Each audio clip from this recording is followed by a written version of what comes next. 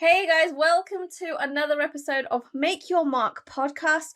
I have a super amazing guest for us today. His name is Max Lambright. He is an 8-time CEO who's too old to be hired and too young to retire. Now focused on mentoring and coaching CEOs and the next generation C-suite executives who are committed to creating world-class organizations, teams, and visionary leaders.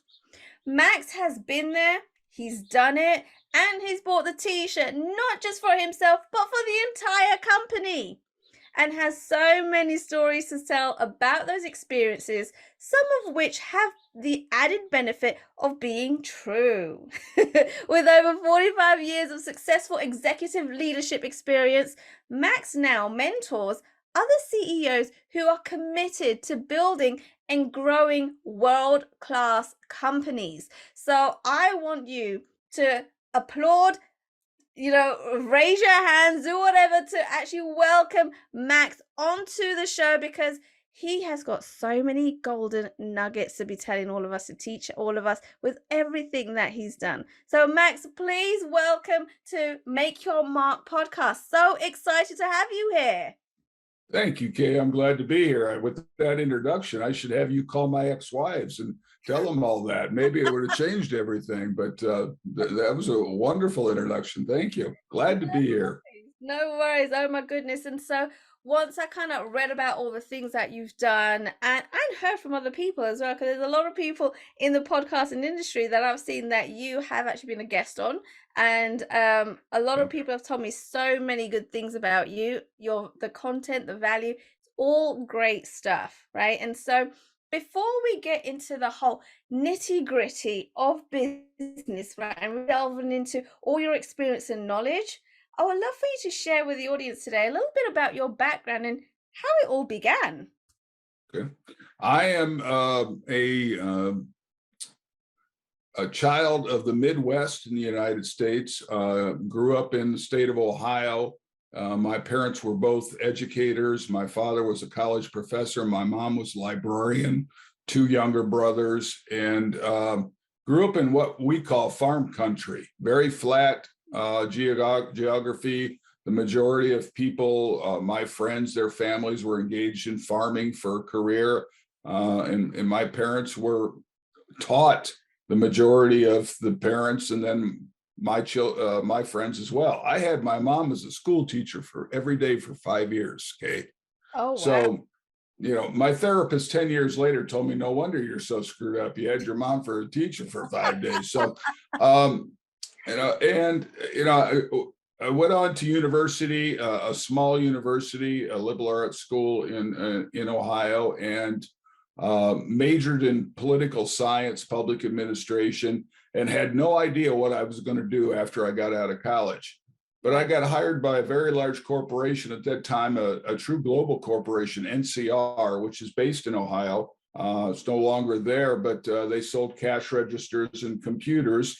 And I ended up going through their sales training program, their sales university. And that started me on a decades-long career of selling computers, the big mainframes back at the time. That's how old I am. And went through a number of different companies, and finally got an opportunity to go to a golf outing, believe it or not, a charity fundraiser golf outing. And the gentleman that I was paired with was the CEO of a small manufacturing company in city of Columbus, Ohio, which is the state capital of Ohio. And he and I got to talking, and after a few adult beverages, the stories continued to really roll. And he was looking for a director of sales. And 2 weeks later, I ended up being his director of sales. And I had no experience in small corporations. I had no experience in manufacturing. But what turned out is about 4 to 5 months later, he turned significantly ill. He had a real health setback and could no longer function in the role. And I was promoted to the CEO and position of CEO. And that was my first time in executive management. And we grew the company. I was fortunate enough that was my first trip to England. I want to pronounce it correctly. It's Lewes, Lewes. Is that the city that's southeast little town southeast of London? Do you know what? That's a very good question. Okay, I'm well, not sure. that's where I stayed in a hotel called Shelley's that's been around since like 1750 or something like that. Ah. And I got a great story here. You come over the jet lag, you can't sleep, whatever.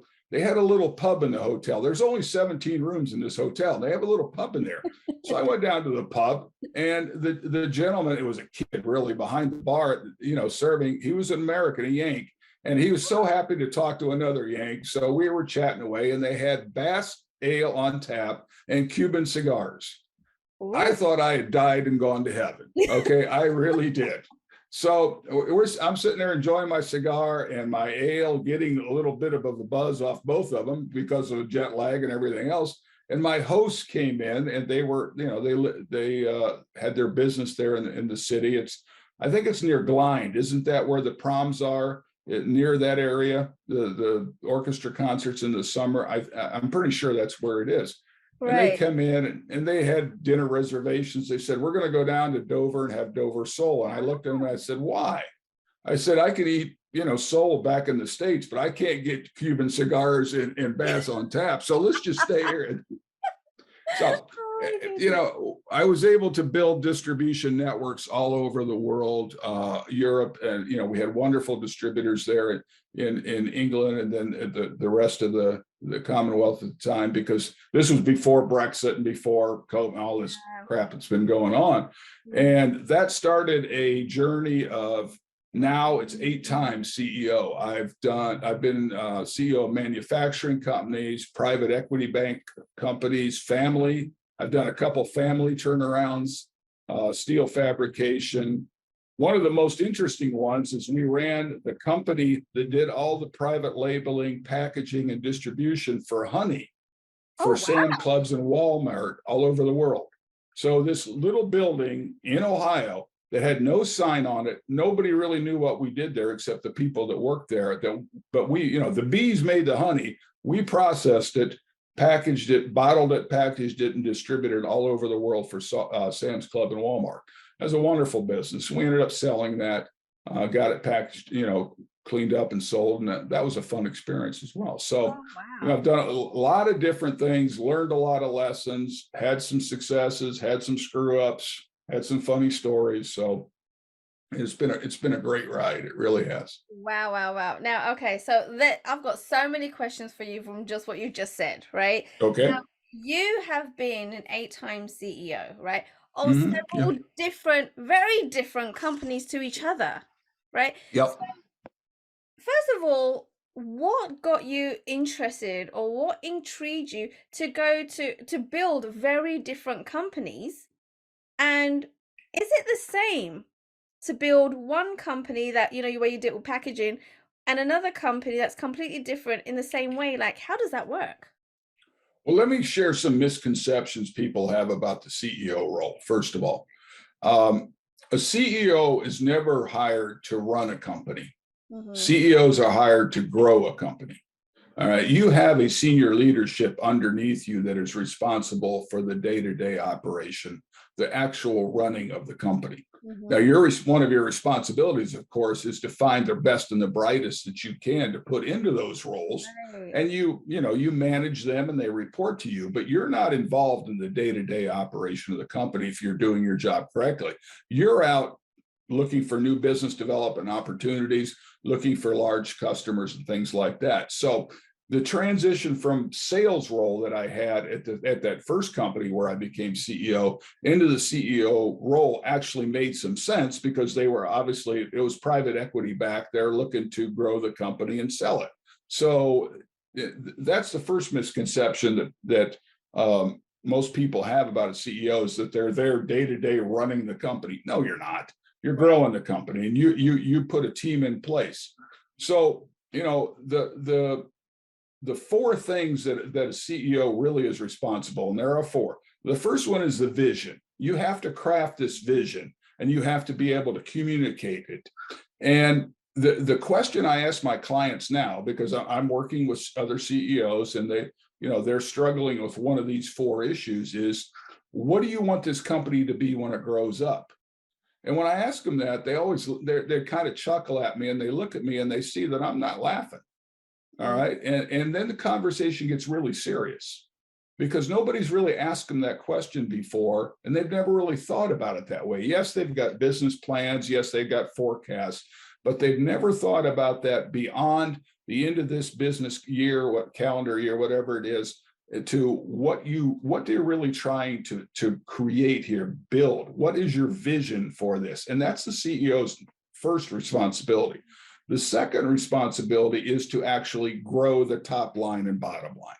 All right. The CEO has to become what I call the CGO, the Chief Growth Officer. And I know a lot of major corporations now actually have a position as Chief Growth Officer, and they're out, doing the same thing. But when a CEO presents to the board at the quarterly meeting or the monthly update or the semi-annual review, the board's not looking to talk to the director of sales or the chief growth officer. They're looking at the CEO going, why aren't we hitting the numbers you said we're going to hit? It's all on the CEO. So the CEO is accountable and responsible for both top line and bottom line growth. All right. mm, Third thing they are responsible for is creating the culture of what I call excellence. All right. Finding the best and the brightest. And small and medium businesses, which I focus on, are always struggling with that because they're always competing against much bigger companies. Bigger companies can offer higher salaries, better bonus packages, better benefit packages, and supposedly better opportunities for growth, personal growth, professional growth. That's not always true, but that's the perceived notion of it. And finally, the fourth thing they're responsible for is the actual leadership. And the reason that so many all businesses have employee engagement issues right now. Do you know that 63% of the employees in the United States, I know you're not in the States, but 63% of the employees in the United States right now are actively looking for a job. oh, okay. That's a scary figure, Yeah, isn't it? yeah. To know that you're 63% of the people you're paying every paycheck are out actually using your paycheck to go look for a new job. All right. Yeah. That's not the employee's fault. That's the CEO and leadership's fault Oh. because they have not engaged those employees. And those employees need to be engaged and understand that they are involved with, committed to, and contributing to something bigger than themselves. That's what everybody wants to be part of. They don't want just a 40 or 60-hour a week job or whatever it is in France. What is it, 35 hours? They want to be involved with something bigger than themselves. And that's the CEO's role. So that was a long answer to your question. I ramble on here, Kay. No, You're no, going to no, have no. to, That was all really good stuff because the fact that you broke it down into four main pillars as to what the role is of a CEO, like you said, yeah, not many people know that, that's true. Yeah. right? And here's the other thing that's really scary. Yeah, There are no CEO schools, Kay.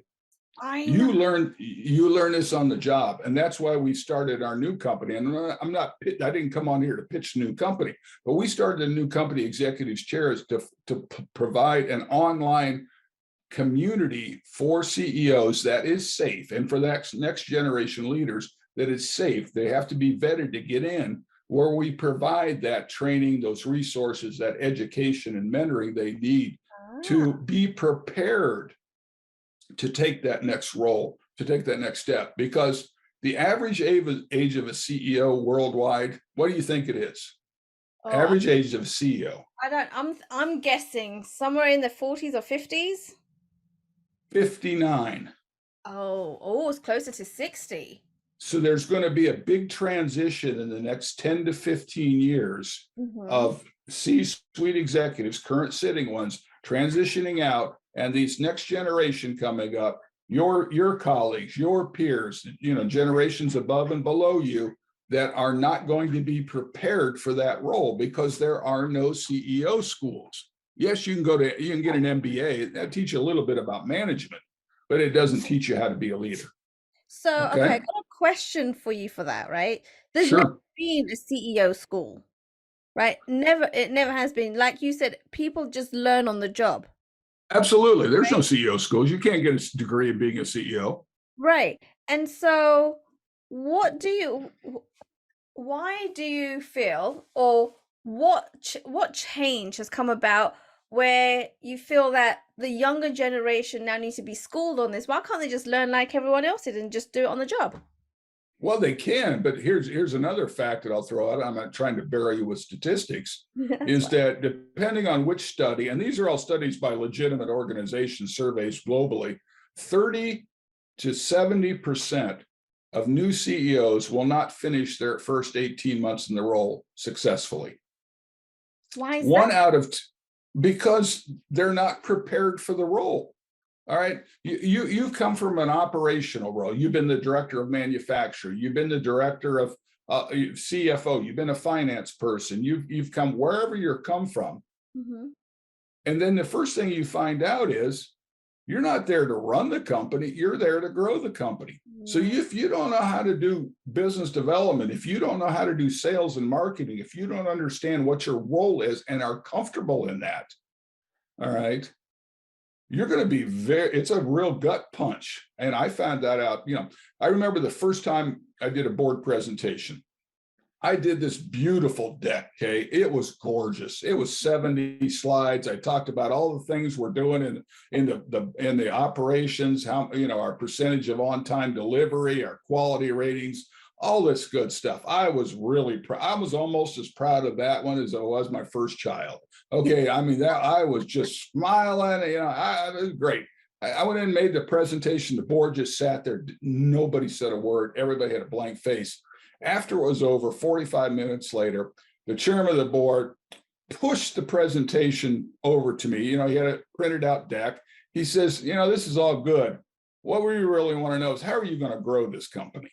And it was like, whoa, I mean, that right there was one of the best business lessons I've ever had delivered to me in less than an hour in my life.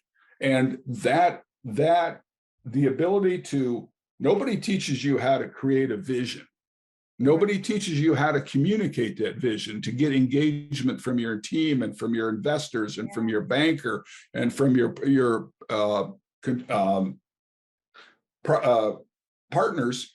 Nobody teaches you how to identify the talent and the skill you need to fill the positions, to run the business, get the best and the brightest, and then attract those people, knowing you're competing with much larger corporations. You got to sell the company, you got to sell the opportunity, you have to personalize the growth for that individual. All right. If I wanted to hire you as my director of finance, Kay, I would have to put a presentation in front of you that says, this is why you want to come to work for the executive chair, as opposed to go work for ICI or somebody like that, because you're going to have a personal impact here. You're going to grow. You're going to be challenged. You're going to have an opportunity to make money, and you're going to have an opportunity to take on additional responsibility down the road. We want to promote. We promote within. We want to promote you. All right. So you come here so you can have an impact. Well, you have to learn that on the job too, how to present that, how to package and present that kind of offering to someone that you really want to join your team. Mm. And the other thing is building something bigger than yourselves, getting that engagement from employees. That took me years to figure that out. It really did, because you get so focused on the day-to-day or the monthly reporting and the numbers and making sure you hit your quarterly projections and things like that, that you don't spend time on the vision. And McKinsey did a huge survey of about 4,400 global executives and asked them, how much time do you spend on the vision? And the answer was not enough. Okay. I mean, even executives of very large corporations find themselves, tied down to the daily, the quarterly, the monthly, quarterly, projections and making the numbers, and not spending the time on the vision things. And half of the executives that reported back don't feel that their current business model will be viable 5 years from now. Oh, wow. Yeah. I mean, if you look at the global transportation, all right, California is already moving to all new cars in California will be electric. Oh, the All same right, is happening in London. They've like put up right, loads of electric poles and stuff on the corner of our street where people are already charging absolutely. their cars. Absolutely. Once California does it in the States, it moves east. And then, within 20 years, everybody adapts. California is always the first adopter of new things. So if you're GM, General Motors, or if you're, Samsung, or you're, Daewoo, BMW, you're moving towards the electric vehicles. It's going to take time, but 10 years from now, we're not going to see the gas powered vehicles we see right now. No, no, no, no, we're not. Like I can already see the change in London and Mm-hmm. it's changing really, really quick, you know, Yep. to the point I think I read or saw somewhere that it's changing so fast that we're not going to be using gas or as we say in the UK, petrol any longer, No. that the petrol gas signs that you see will be very valuable, right? So people are Oh starting to yeah. collect these signs now because they Mm-hmm. know it's all going to Absolutely. disappear, right? No So question. it it's exciting but it's scary at the same time because it's moving so fast. Huge opportunity. Huge opportunity for the people who have the ability to craft that, to see beyond. All Mm, right. You talked in my introduction that we focus on visionary leaders, and we yes. do. All Mhm. right. Let me define what a visionary leader is for you here, because your audience doesn't, it probably hasn't been exposed to that either. There are 10,000 definitions of a leader. All right. My favorite is that a leader takes some people where they wouldn't go on their own. All right. A Okay. visionary sees opportunities that no one else sees. So a visionary leader sees those opportunities that no one else sees, and Mm, then he takes a group of people there. All right. Because some people don't want to be leaders. Some people want to be followers and contributors. God bless them. We need those in the world. But what we really need are those people, those visionary leaders who see opportunities that no one else sees, and then they move the company towards that. They take the risk. They invest the resources, they get committed to that growth. So going back to your petrol example, yes. there are CEOs that are seeing that there is a huge opportunity for them and their companies 10 years from now. All right, in this new world, this new culture, this new community, global community we're really developing here. Right. And what's interesting in America, in the States right now, is that there is such, in the last 6 years, and we don't need to go over all the political crap, but we went back so much in the past in our, not realizing that you don't stop the global economy. You don't stop global expansion. We're so connected, all over, the, I would love to be around 50 years from now to see a true global currency, because there will be. Yes. I won't be here for it. I mean, I'm not going to live to be 117. I know that's not going to happen, but my kids will. And I got another granddaughter coming in October, and Ah, I'm worried. I'm worried about it for her. I really am. okay, so tell me Yeah. what worries you. What worries me is that the change is so rapid, Mm-hmm. and the change, the pace of the inertia, the momentum is Yeah. going, it's not going to be a easy change. It's inevitable, and Mm-hmm. it's for the best. I mean, I don't know how any rational adult can truly believe in their heart of hearts that there's no climate issues. There are dramatic climate issues, and we don't have 50 years to wait for divine intervention to come clean it up. And my generation has dropped the ball on that. They really have. Mm, Okay. okay. It's my generation, the baby boomers, have their heads stuck in the sand saying, oh, it'll be fine. That's all, that stuff is hokum. It's baloney. No, it's not. It's real. Okay. Right. And my generation is leaving it to generations, after us, to clean up our mess here. And I worry about my kids and I worry about my grandkids because that's not going to be an easy cleanup. And that's just one example. Okay. Wow, no, Um, that makes complete sense. I can understand where the executive chair has come from for the younger generation, right? It's because they're going to be the ones that I guess stuck to clean up what's been left, Absolutely. right? Absolutely. And so they Yep. need to be educated and trained to be prepared for when that comes. Right. I have 4 other partners and I recruited all of them. The executive chair is my vision. Okay. Yes. I mean, I'm not patting myself on the back. It is my vision, Mhm. but I recruited the 4 partners and they're all younger than me. Some of them significantly, some of them are young enough to be my kids. All right. But they're brilliant people and they are committed. All Mm, right. And the difference, committed means you dedicate your resources to the achievement or the attainment of a goal or objective. And these people are dedicating their talent, their intellect, their passion, their energy, their time to providing these resources that their peer generations really need. We work with sitting CEOs right now, but what's really fun, Kay, is when we work with the next generation of leaders. I mean, they're just so bright, they're so talented, they're so passionate, and they're so hungry mm, for the tools and the resources. They bring the operational knowledge, they bring the functional knowledge, but where you really see the light bulb go on over their head and their eyes, the sparkle is when you start talking to them about leadership and how they can be a leader and how they can craft a vision and communicate it. And that's when you feel this energy going back and forth.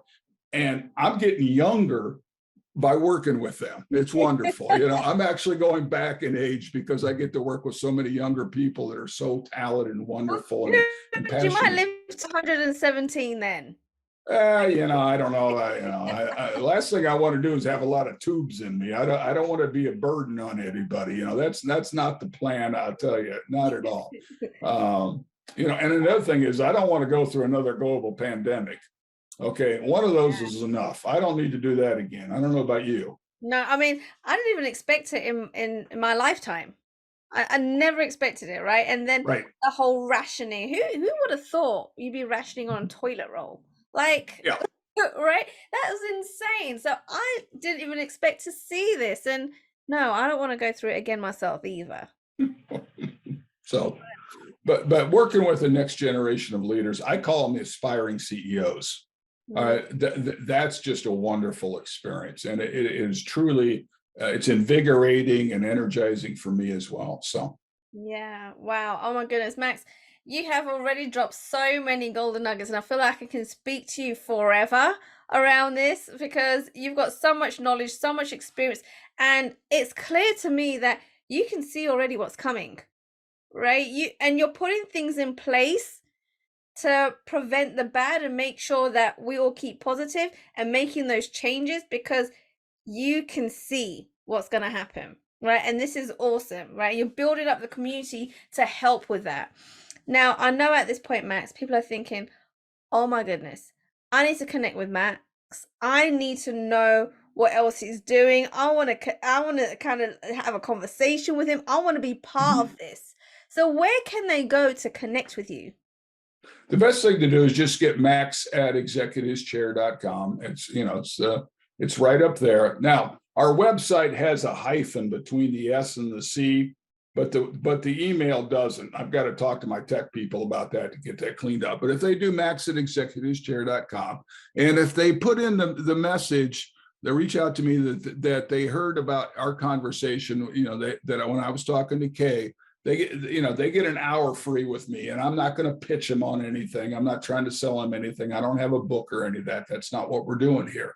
And I'll start coaching because I can't help myself. All right. I'm going to coach somebody. All right. It's just the way it is. So I'd be more than happy to spend at least an hour with them and talk about where they are in their journey, because the people that are listening to your podcast are exactly the people that I get so much joy and so much fulfillment out of helping. And I have been there. I've done it. I bought the t-shirts. I've learned what not to do. I've learned some of the things to do, and you know, I haven't had a call yet where I haven't been able to help somebody in some small way. So I'd be more than happy to offer that to your listeners. Okay. Awesome. Thank you so much, Max. Oh my Mhm. goodness, guys. All the links that Max mentioned, we will be putting it in the show notes. So make sure you go scroll down and connect with Max. Learn more. See how else he can help you. Like he said, he hasn't found somebody out there that he's not been able to help, right? So go Will and do. reach out to him. You're going to learn so much, and also it's going to help you and your business to progress. Right. Max, once again, thank you so much for coming to the show. So many golden nuggets in such a short amount of time. Thank you. I appreciate your time and your opportunity to share with your audience. Thank you, Kay. Thank you for what you're doing. Thanks for listening to Make Your Mark podcast at www.makeyourmarkpodcast.com. Make sure you hit that subscribe button so you get this and every other episode that comes out. We have lots of great stuff coming, so make sure you hit subscribe so you don't miss it. And thank you in advance for all the reviews and comments. I appreciate it so much, and I look forward to serving you in next week's episode.